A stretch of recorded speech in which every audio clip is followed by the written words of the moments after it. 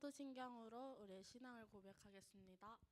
전능하사 천지를 만드신 하나님 아버지를 내가 믿사오며 그 아들 우리 주 예수 그리스도를 믿사오니 이는 성령으로 잉태하사 동정녀 마리아에게 나시고 본디오 빌라도에게 고난을 받으사 십자가에 못 박혀 죽으시고 장사한 지 사흘 만에 죽은 자 가운데서 다시 살아나시며 하늘을 오르사 전능하신 하나님 우편에 앉아 계시다가 들으서 산자와 죽은 자를 심판하러 오시리라. 성령을 믿사오며 거룩한 공예와 성도가 서로 교통하는 것과 죄를 사하여 주시는 것과 몸이 다시 사는 것과 영원히 사는 것을 믿사옵나이다. 아멘. 샬롬. 오늘은 3월 세 번째 주일입니다. 저희가 한 달 동안 암송하고 있는 말씀은 시편 127편 말씀 3절 말씀입니다. 함께 음원에 맞춰서 암송하도록 하겠습니다.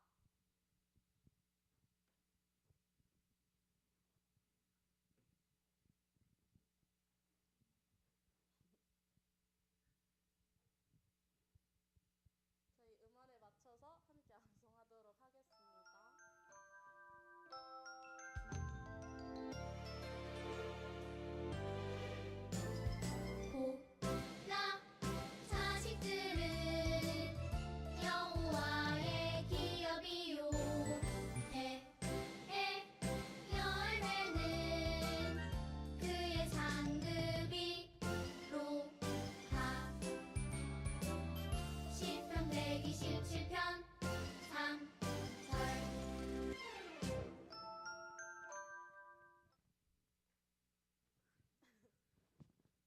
네, 저희 한 번 더 할게요.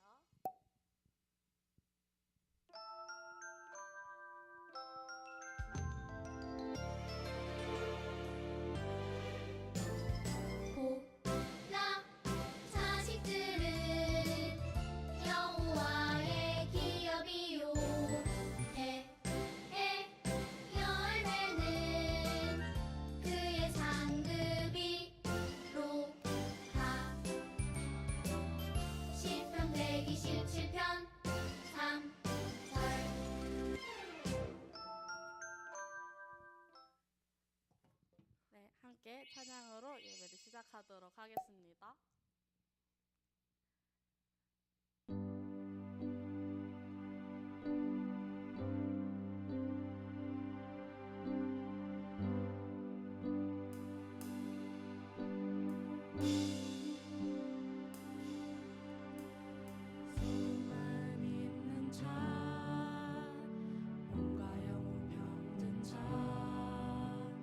누구든지 부르시오 예수 이름 부르시오 그 이름을 믿는 자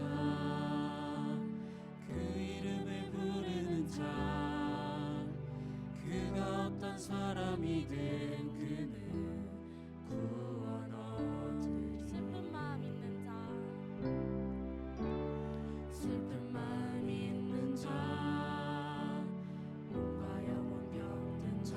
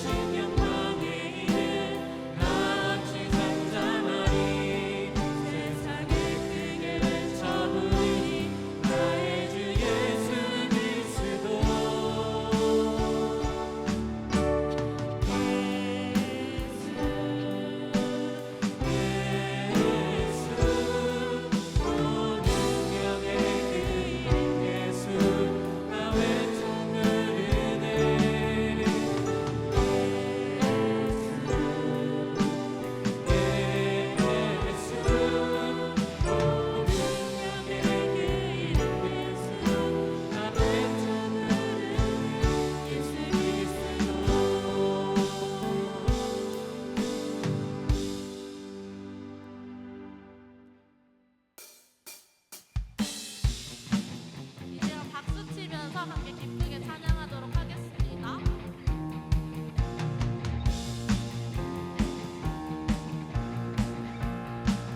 예수 이름이 온 땅에 퍼져가네. 잃어버린 영혼 예수 이름, 그 이름 듣고 돌아오네. 예수 이름이 온 땅에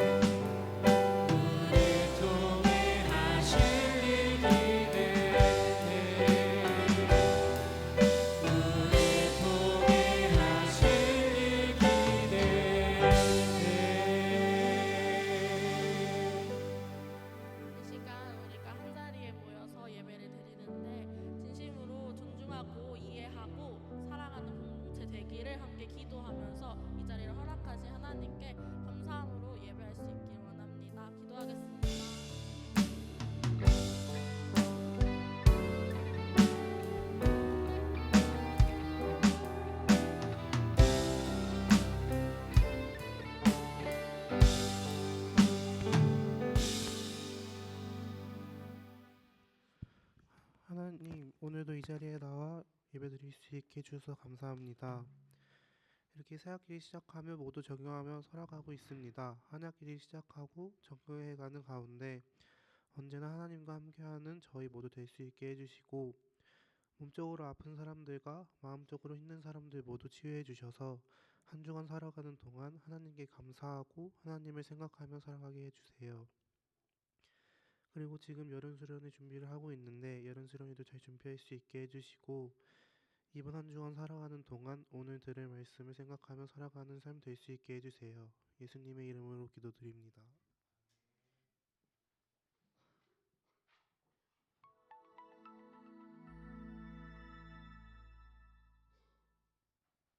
과거와 달리 오늘날 우리는 지구촌 사회를 살아갑니다. 지구촌은 온 세계가 마치 한 마을과도 같다는 뜻입니다. 과학기술과 통신의 발전으로 인해 전 세계 인류가 쉽게 왕래하고 소통할 수 있게 되었습니다. 그러다 보니 한국뿐만 아니라 다른 나라의 상황을 쉽게 알 수 있게 되었습니다. 지구촌이라는 이름으로 온 세계가 가깝게 연결된 이 시대, 그렇다면 하나님 나라 백성은 어디까지를 나의 가족으로 품고 살아가야 할까요? 바울은 예수 그리스도에 대한 믿음이 우리를 하나님의 한 자녀이자 상속자로 만든다고 가르칩니다.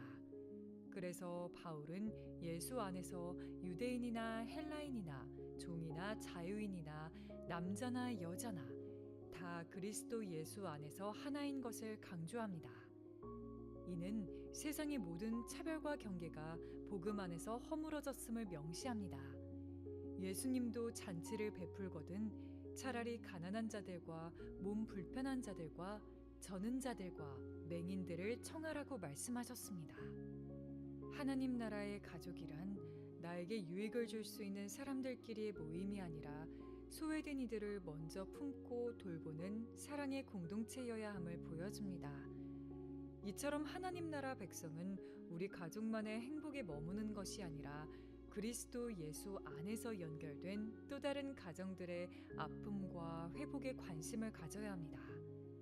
이번 한 주간 우리 주변에 외로움을 겪고 있거나 도움이 필요한 다른 가정이 있는지 살펴봅시다.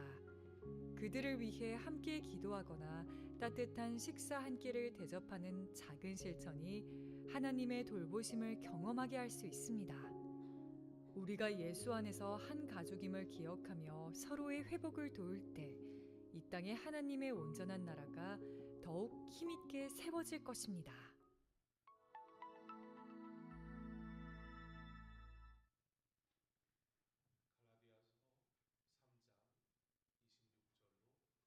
29절 말씀 우리 한 목소리로 함께 봉독하겠습니다. 너희가 다 믿음으로 말미암아 그리스도 예수 안에서 하나님의 아들이 되었으니 누구든지 그리스도와 합하기 위하여 세례를 받은 자는 그리스도로 옷 입었느니라. 너희는 유대인이나 헬라인이나 종이나 자유인이나 남자나 여자나 다 그리스도 예수 안에서 하나이니라. 너희가 그리스도의 것이면 곧 아브라함의 자손이요 약속대로 유업을 이을 자니라. 아멘. 오늘은 예수 안에서 우리는 한 가족입니다 라는 말씀의 제목으로 여러분과 함께 은혜를 나누려고 합니다. 우리가 지난 세 주를 통해서 하나님께서 아름답게 세워가시는 가정에 대해서 여호와께서 집을 세우셔야 한다라는 말씀으로 3월에 이 가정에 대한 설교를 했습니다. 그러면서 우리가 우리 안에 이 가족이라는 개념을 통해서 교회가 왜 가족과 같은 곳인가 오늘 말씀을 함께 보려고 하는데요. 이 마이크 소리를 좀 낮추면 좋겠네요. 예. 우리가 어디에 속해 있는지, 누가 내 사람인지, 내가 정말 편하게 있을 수 있는 공동체는 있는지, 교회라는 것을 우리가 다니는데 정작 여러분에게 교회는 오고 싶은 곳이고 따뜻한 곳이고 내 가족 같은 곳으로 여겨지고 있는지, 사실 우리의 실상, 교회에 대한 우리의 마음, 교회를 통해 갖는 하나님이 주시는 마음에 대해서 우리 오늘 이 시간 좀 한번 생각해 볼 수 있으면 좋겠습니다. 여러분, 소속이 없는 사람은 없습니다. 그 모든 소속 속에서 여러분들은 만족을 누리기도 하고, 그리고 그곳에서 나와의 친밀한 사람과의 관계를 갖게 되기도 합니다. 내가 정말 편하게 있을 곳이 있는가, 이게 있는 사람과 없는 사람, 이건 굉장히 큰 차이를 가져오게 됩니다. 이곳에는 형제인 사람들도 있을 겁니다. 혈연으로 연결된 형제 말입니다. 그런데 이곳의 대부분의 사람은 혈연과 연결된 것보다는 그렇지 않은 사람들이 이곳에 모여 있습니다. 그런데 우리에게는 우리가 살아가는 자리마다 나와 함께하는 이들이 하나둘씩 이곳저곳에 있다는 거죠. 학교에 친구들이 있기도 하고, 동아리가 있기도 하고, 또 여러분이 원하는 어떤 팀일 수도 있고요, 온라인 모임일 수도 있습니다. 단톡방 너무 많잖아요, 그죠? 그래서 사실 카톡 같은 거는 와도 확인을 다 하지 못할 정도로, 잠깐 낮잠이라도 자고 일어나 보세요. 폭탄이 우리 핸드폰에 떨어져 있는 일을 아마 경험해 본 적도 많을 겁니다. 어쨌든 우리에게는 이 모양 저 모양으로 나와 비슷한 생각을 가진 사람들끼리의 만남과 모임들이 존재합니다. 그리고 사실 그건 굉장히 중요합니다. 그래서 사람들은 이렇게 말하곤 해요. 나를 이해해 주는 사람이 진짜 가족이다. 혈연도 가족이지만 뭔가 나와 같은 것을 공유하고 같은 것을 공감하는 사람들, 우리는 그런 사람들을 좀 넓은 의미에서 가족이다라고 생각할 수 있다는 거죠. 어느 정도는 맞는 말입니다. 그런데 그렇게만 생각하면 문제가 생기기 시작합니다. 나와 잘 맞는 사람은 내 사람이 되지만 나와 다르거나 불편한 사람은 그때부터는 이제 남이 되기 십상입니다. 사실 생각해 보면 여러분들도 형제가 있잖아요. 어때요? 여러분들은 여러분의 형제들과 잘 지냅니까? 이 잘 지낸다는 의미가 사실 좀 애매하긴 해요. 잘 지낸다고 말하기에는 그건 좀 아닌 것 같아. 형과 동생과 언니와 누나와 대화를 해본 적은 언젠가요? 사실 어떤 사람들은 바로 직전일 수도 있고, 어떤 사람들은 일주일 내에 한마디 섞어보지 못한 관계로 살아갈지도 몰라요. 내 선택과 관계없이, 그런데 우리는 여전히 그들을 가족이라고 부른다는 거죠. 그런데 우리의 생각 안에는 뭔가 나하고 관계가 있고 나에게 어떤 기쁨을 주고 친밀감을 주면 나를 사랑하는 이 어떤 나의 공동체라는 생각을 갖다 보니까 누군가의 관계가 깨져버리면 그 공동체를 잃어버려요. 예를 들어서 교회 생활을 하다가 내가 친하게 지냈던 친구와의 관계가 깨지면 어떻게 해요? 여러분들 주변에서 보지 않습니까? 분명히 교회를 다녔는데요. 분명히 교회를 다녔는데 어느 날 교회 안에서 나하고 친밀하게 지내던 그 친구와의 관계가 깨져버렸어요. 그러면 사람들은 어떤 선택을 해요? 교회를 떠나는 선택을 해요. 오늘 성경은 우리에게 가족에 대해서 말씀하면서 이 교회를 우리가 어떻게 사랑할 수 있을까 말씀해 줍니다. 가족은 나와 친밀한 사람 맞지만, 그러나 친밀하다라는 그 개념이 교제의 이유로만 끝나버리게 될 때 오히려 그런 개념은 우리로 하여금 하나님께서 우리에게 허락하신 가족이라는 공동체를 만나기 어렵게 만들 수도 있습니다. 오늘 성경은 그래서 우리에게 다른 기준을 제시합니다. 가족이 된다는 것은 단순히 혈연이 아니라, 어떤 취향이 아니라, 어떤 편안함이 아니라, 우리가 가족이라고 부르는 유일한 근거가 하나 있는데 그게 뭐냐면 예수 그리스도의 안에 있는가가 기준입니다. 지호가 머리를 짧게 깎고 왔네. 잘 어울리네요. 그죠? 우리 다 같이 지호를 한번 쳐다보겠습니다. 예. 잠시 떠났다가 바로 돌아온 우리, 어디 있었어 지호야? 그 예쁘게 하고 오려고 2주 동안 머리를 자르고 왔나 봐요. 여러분, 가족이라는 것은 그런 것이에요. 내 상황과 내 형편이 달라도 막 행복할 수도 있고, 때로는 불편할 수도 있고, 그렇지만 언제든 내가 다시 돌아와야만 하는 곳, 돌아올 수 있는 곳, 나를 기다려주는 곳, 특별히 누가? 우리 예수님이 나를 기다리시는 곳, 그것이 교회입니다. 오늘 말씀을 통해 하나님께서 우리에게 분명히 말씀하십니다. 예수 안에서 그러므로 우리는 한 가족이라고. 우리는 믿음으로 하나님의 자녀가 됐습니다. 26절은요, 너희가 다 믿음으로 말미암아 그리스도 예수 안에서 하나님의 아들이 되었으니, 복음이 뭔지를 우리에게 알려주십니다. 하나님의 자녀된 것, 우리가 가족이 되었다라고 하는 이유는 우리의 어떤 노력이나 우리의 열심이나 우리의 관심이나 얘하고 내가 친하기 때문에가 아니라, 내가 강서중학교에 어릴 때부터 오래 다녔으니까 그래서 그냥 여기가 내 교회가 된 것이 아니라, 하나님께서 우리 한 사람 한 사람을 다 자녀라고 부르셨기 때문에, 오직 믿음으로 그리스도 예수 안에서 하나님의 자녀가 되었기 때문에 우리가 가족입니다. 여러분, 근데 이게 굉장히 중요한 게요, 뭐 당연한 거 아니야? 이 당연한 사실 때문에 그래서 우리가 흔들리지가 않는 거예요. 내 형편이나 내 상황이나 내 감정이나 지금 나의 상태나 그런 것 때문에 교회가 흔들릴 수 없는 이유는, 왜냐하면 이것은 아버지 집이고요, 나는 하나님의 자녀이기 때문에 내가 언제든지 하나님 앞에 다시 나가고 싶어요. 그러면 하나님이 그래, 사랑하는 내 딸아, 사랑하는 아들아, 잘 왔다라고 우리를 맞아 주시기 때문이에요. 우리는 왜 염려하고 근심할까요? 왜냐하면 세상에서 우리는 늘 비교당하며 살기 때문이에요. 지금 나는 괜찮은가? 나는 바르게 가고 있는가? 지금 앞으로의 나의 인생은 어떻게 될지도 모르겠는데 나는 어떻게 살아야 하지? 사람들은 나를 인정해 주는가? 사람들 앞에서 어떤 친구들은 잘 나가는 것 같은데 지금 나는 멈춰 있는 것 같고, 이런 여러 가지 상황들이 나로 하여금 쭈뼛쭈뼛하게 만든다 말이죠. 그런데 여러분 다 아는 것처럼 아무리 비교가 있고 아무리 아픔이 있고 아무리 어려움이 있어도요, 사람은 그 모든 환경과 관계 속에서 결국 어디로 가요? 집으로 가요. 집에 갈 때 집에 들어가면서 비밀번호를 누르면서 나를 맞이해 줄 것인가? 내가 과연 여기 들어가도 괜찮을까라고 생각하는 사람은 아무도 없다는 것이죠. 교회가 가족이어야 하는 이유는, 이것은 우리가 평가받거나 비교당하는 것이 아니라 언제든지 하나님 앞에 나와서 엎드릴 수 있는 아버지의 집이기 때문에, 그래서 이곳에서는 우리가 하나님의 사랑으로 위로를 받는 것입니다. 얼마나 많은 친구가 많으냐, 얼마나 성공하는 길을 가고 있느냐, 하나님은 사실 그런 것 가지고 우리를 평가하지 않으세요. 때로는 이런 마음이 들죠. 그런데 하나님은 우리에게 말씀하시는 거예요. 너는 비교로 정해지는 게 아니야.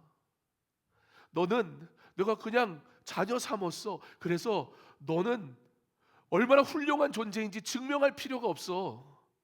왜냐하면 너는 내 사랑하는 자녀니까. 너는 예수 안에서 하나님의 자녀라고 말씀해 주고 있습니다. 그래서 교회는요, 잘난 사람들이 모이는 것이 아니에요.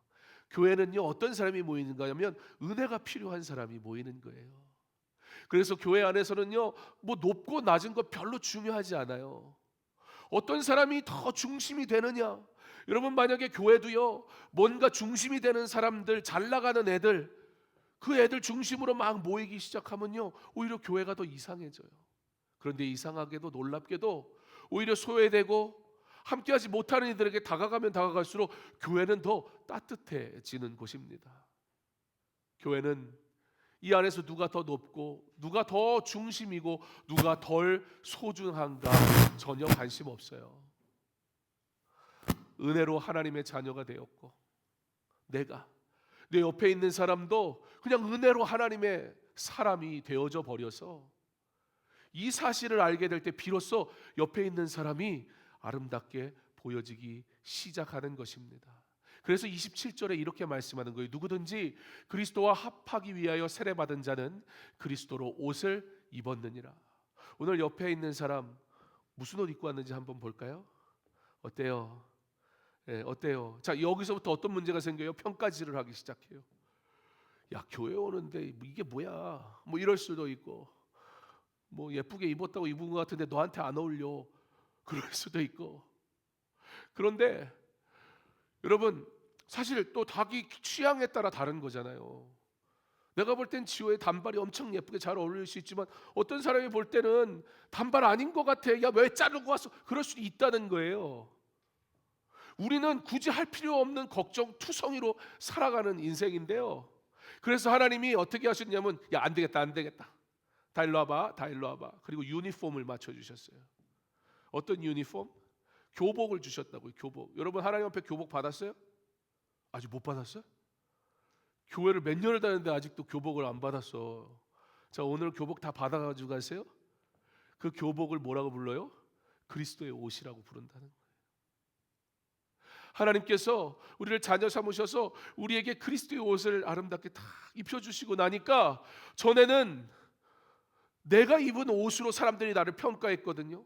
교회 안에서도요, 내가 어떤 옷 입었는지, 브랜드 옷을 입었는지, 명품을 입었는지, 아니면 찢어진 바지를 입었는지, 무슨 옷을 입었는지 그것 갖고 나를 대했는데, 놀라운 사실은 내가 그리스도의 옷을 입은 자가 되고 나니까 이 옷이 너무 예쁜 거예요. 그리고 다른 이들에게도 이 그리스도의 옷을 입혀주셨다는 사실을 알게 되니까 이제 막 광이 나는 거예요. 은채가 빛이 나는 거예요. 왜? 오늘 옷이 예뻐서. 오늘 옷도 예쁘지만 그리스도의 옷을 딱 입고 나니까 사람들이 나라는 존재가 할 수 있는 최선을 보는 게 아니라 하나님이 주신 최고의 것을 바라보게 되는 순간 예뻐 보이기 시작하더라는 거예요. 성경은 믿는 자를 가르쳐 그리스도로 옷 입은 사람이라, 너무 아름다운 표현이지 않습니까?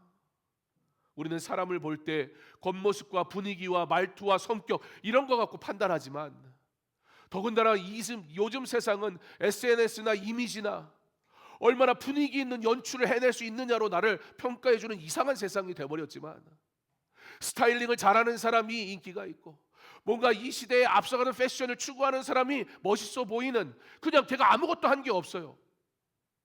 그런데 이 세상이 좋다라고 말하는 것을 조금 잘했다는 이유로 그 아이들은 막 칭송을 받고, 나처럼 옷을 뭘 입어야 될지도 잘 몰라서 그냥 검은 거 입고 넥타이 딱 매고 말잖아요.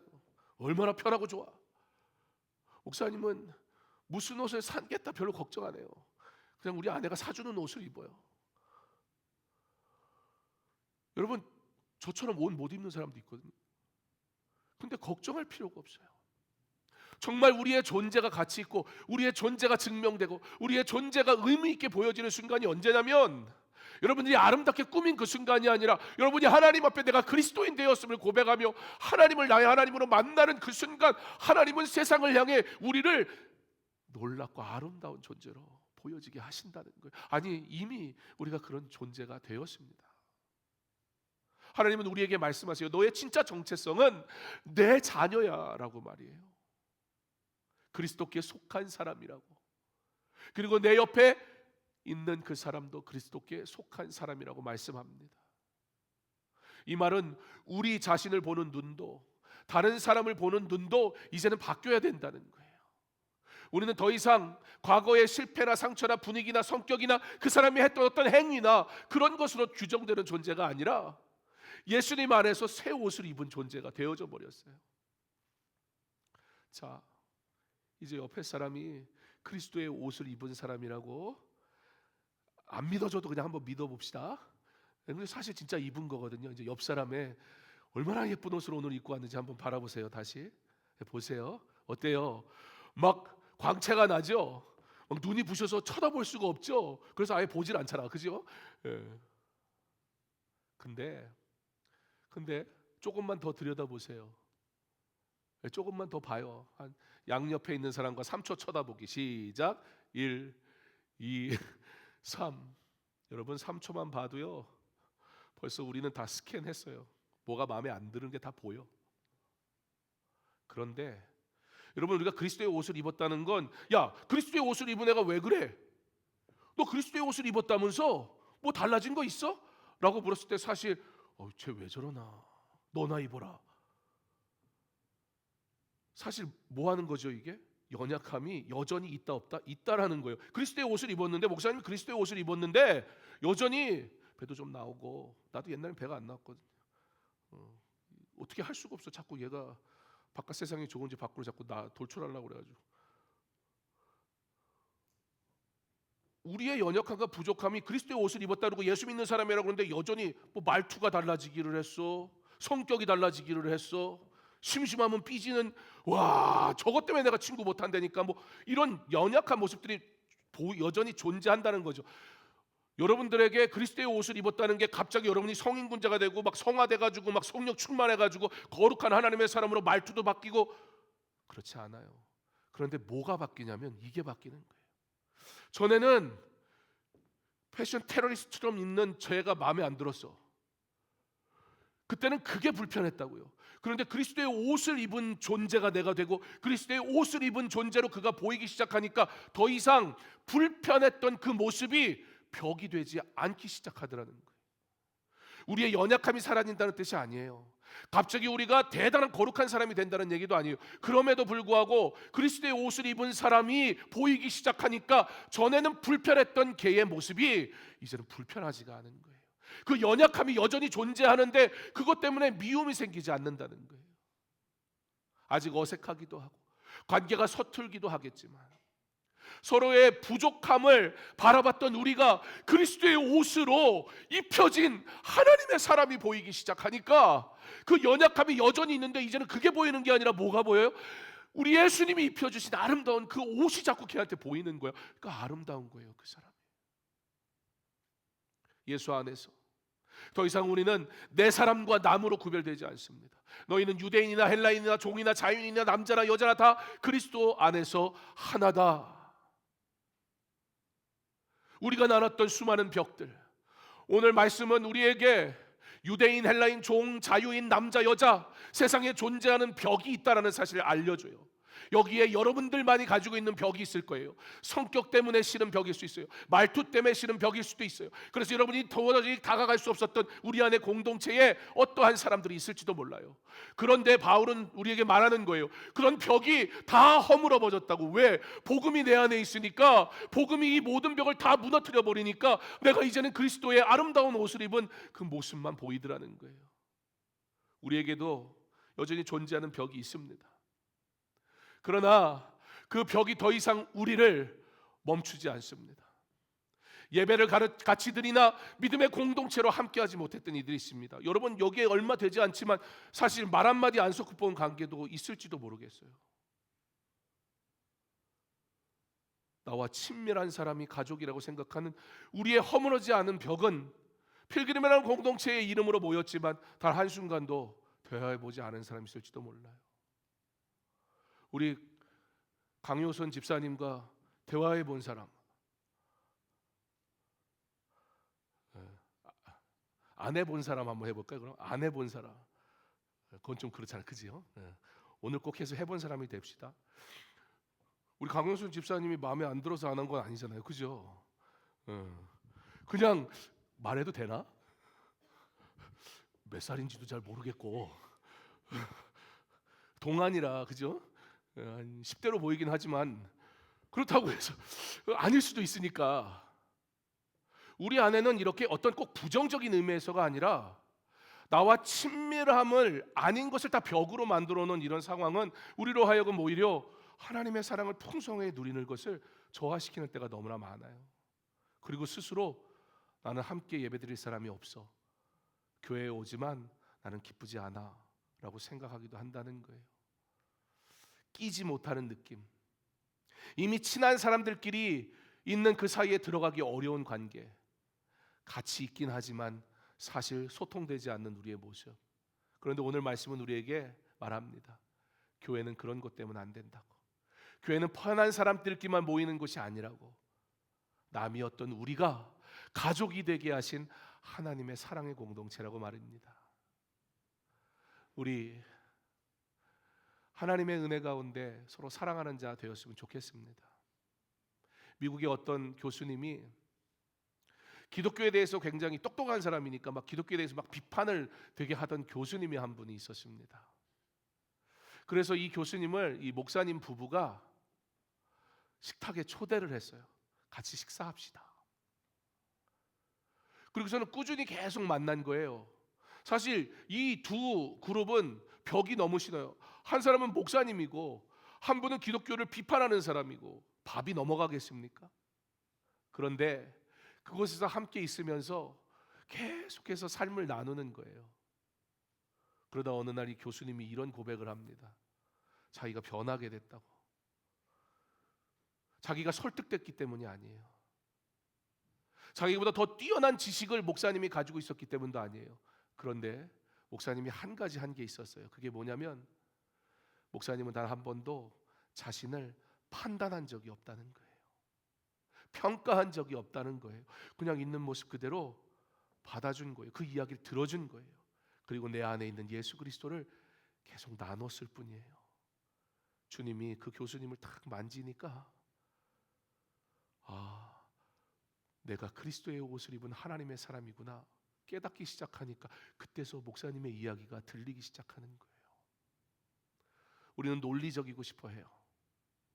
우리는 뭔가 옳은 이야기를 해서 바른 것을 가르쳐 주고 싶은 그런 욕망이 우리 안에 있어요. 그러나 진짜 지혜는, 진짜 진리는 사랑함에 있습니다.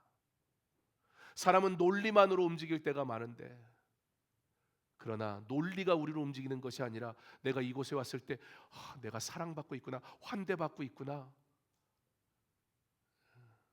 지호야 너무 잘 왔다. 이 관심 안 받으려면 잘 나오면 되잖아요. 그죠?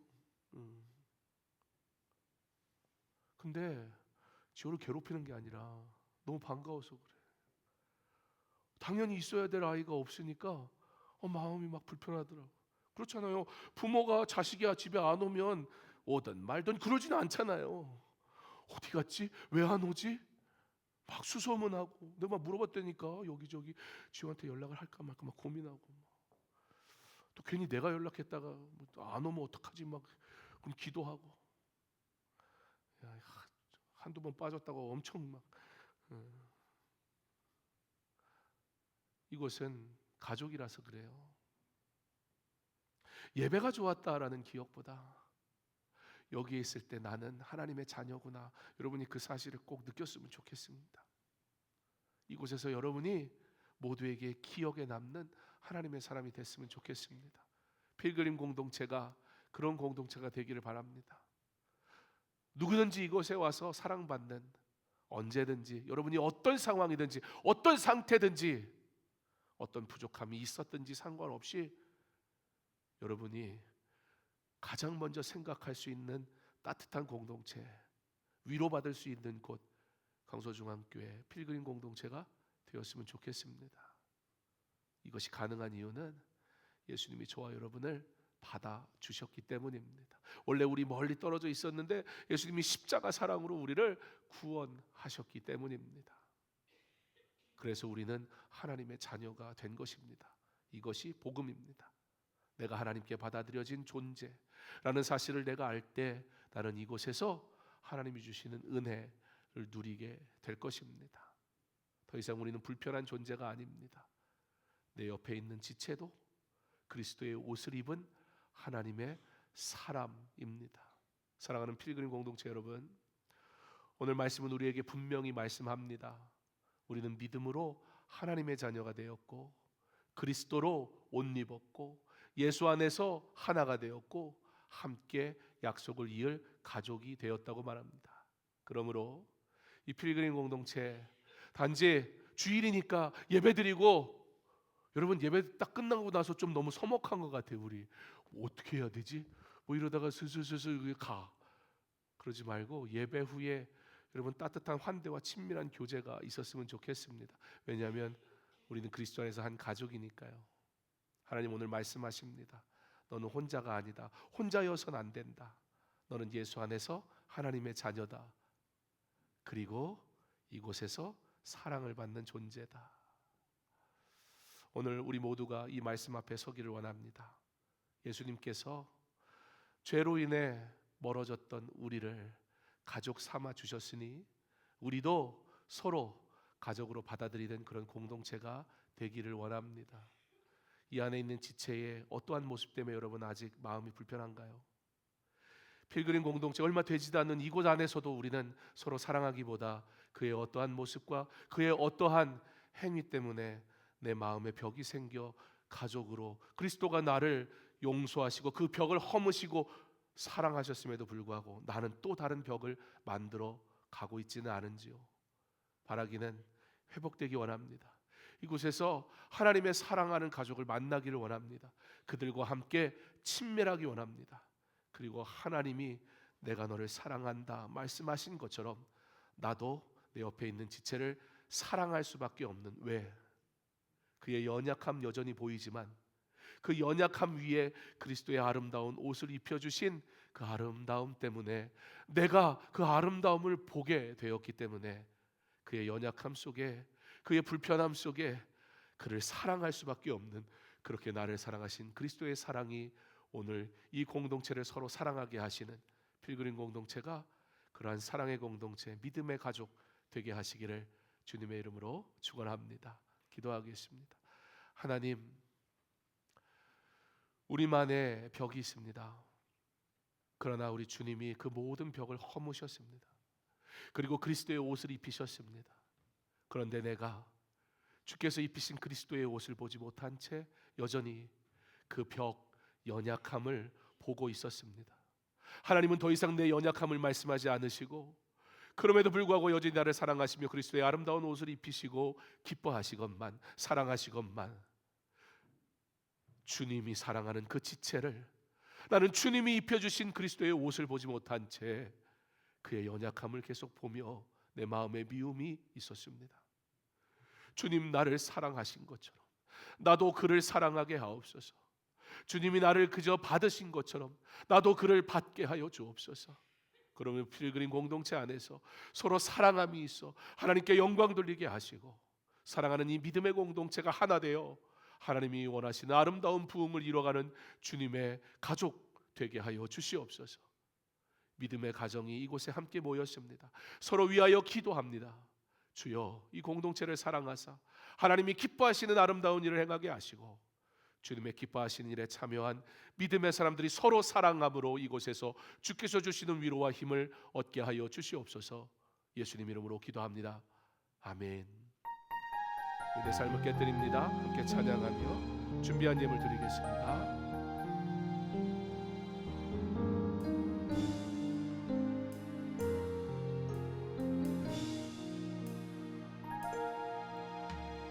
날 위해 십자가에서 깨뜨리신 사랑, 오늘도 그 사랑 안에 나 거합니다. 주님의 생명 내 안에 있고 주님의 사랑 날 강건하니 나 오늘도 주께 내 삶을 깨뜨립니다. 오 주여, 내 삶을 깨뜨립니다. 주 머리 위에 묻습니다. 내 모든 삶과 생명을 주님 얻으소서. 오 주여, 내 삶을 깨뜨립니다. 주 머리 위에 묻습니다. 주님께라면 아깝지 않습니다. 오 주여, 내 삶을 깨뜨립니다. 주 머리 위에 묻습니다. 내 모든 삶과 생명을 주님 얻으소서. 오 주여, 내 삶을 깨뜨립니다. 주 머리 위에 주님께라면 아깝지 않습니다. 이제는 우리 주 예수 그리스도의 은혜와 하나님의 사랑과 성령의 교통하심이 우리 안에 있는 벽을 허물고 내 시선이 아닌 하나님의 시선으로 그리스도께서 친히 입혀주신 그리스도의 옷을 입은 지체를 사랑함으로 바라보아 그를 사랑하고 더욱 사랑하여 내가 주께 사랑받은 자 된 것을 감사하며 하나님께 영광 돌리는 은혜의 삶을 살기를 소망하는 가족된 필그림 공동체 머리 위에 이제로부터 영원토록 함께 있을지어다. 아멘.